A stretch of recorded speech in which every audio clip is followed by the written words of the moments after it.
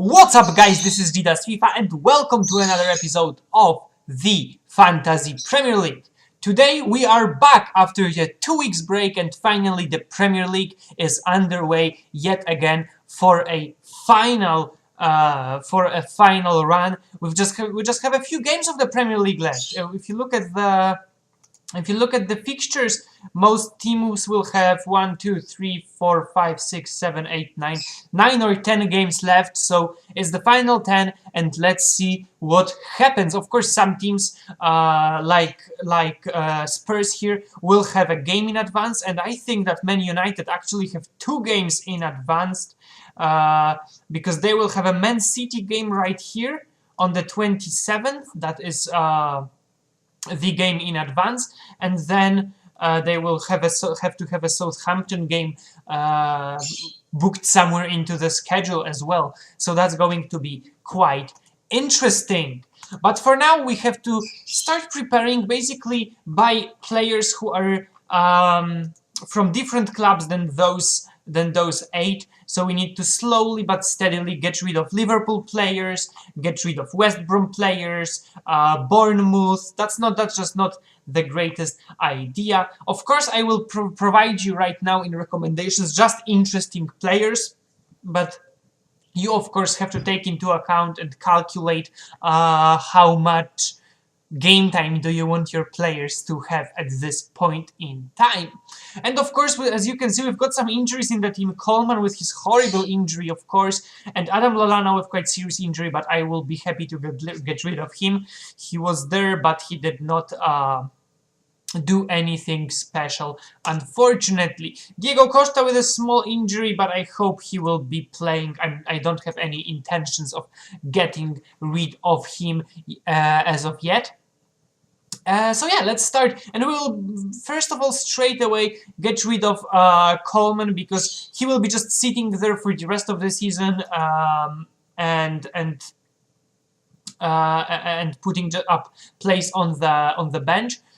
So we were going to get a Man United player, our second after De Gea. It is going to be Antonio Valencia. He's back. I think we had him in the beginning of the season, the very, very beginning, but then we got rid of him and now he is going to be back. I think he's going to do a good job. 15% of people say the same. They've got a bit of a star-spangled calendar, some easier games, some more difficult games, but I believe that Antonio Valencia is going to be a key player who will pull through, and that's just my opinion in the matter. But I don't think I'm going to get any more Man United players right now. So yeah, that's where we are standing at this point. Let's make the transfer, confirm it. I've got some players in my head that I know I would want to use. Some Spurs players, some Southampton players, so that's going to be basically the indication. So yeah, there we go. It's our team for the next game week. We've got Walker, Cahill, Valencia. Then we will have Leroy first, Sanchez, and Guy right here. McAuley will stay on the bench, and that's what it's going to look like. On an off chance that Diego Costa will not be playing, I will be, of course, keeping a Romelu Lukaku as a vice-captain and hope he will get some goals against Liverpool. That would be very, very nice. And yeah, that's it. And that's also when we are going to play our triple captains, bench boosts, when we will, of course, have some bigger game weeks. So that will be basically in the end of April. As you can see, that game week is going to be much bigger than the one before. Okay then, I'm thinking we are ready and we should proceed to saving my team, of course, and then to the recommendations as always. And I've got some interesting players for you guys today, and those are players who play a lot. And the first one is going to be Michael Keane. There are some rumors that he's gonna be back in Man United. We'll see what's gonna go out of that.